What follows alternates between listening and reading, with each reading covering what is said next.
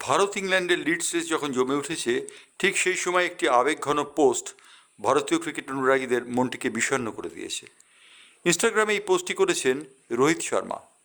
রোহিত শর্মা ভারতীয় দলের সাবেক ক্যাপ্টেন এবং তিনি এই পোস্টটি করে জানিয়েছেন তিনি আজীবন কৃতজ্ঞ থাকবেন ভারতীয় ক্রিকেট অনুরাগীদের কাছে। তার কারণ তিনি বলেছেন যে তিনি মনে করেন যে তাঁর সাফল্যের পিছনে রয়েছেন এই ভক্তরাই। উল্লেখযোগ্য, রোহিত শর্মা একদিনের ক্রিকেটে আর দলকে নেতৃত্ব দেবেন কিনা সন্দেহ। এই পোস্টটি হয়তো বা তারই খানিকটা ইঙ্গিত বাহক।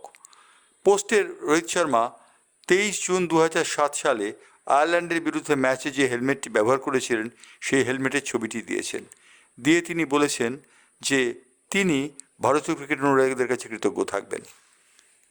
বলা হচ্ছে যে রোহিত শর্মার এই পোস্টটি তার বিশ্বকাপ ক্রিকেটে না খেলার ইঙ্গিতপূর্ণ। বিশ্বকাপ ক্রিকেট খেলা হবে 2027 সালে। সেই সময় রোহিত শর্মার ফিটনেস নিয়ে কিঞ্চিত প্রশ্ন উঠে গেছে। নির্বাচকরা মনে করছেন যে রোহিত শর্মাকে বাদ দিয়ে হয়তো বা দল করতে হবে।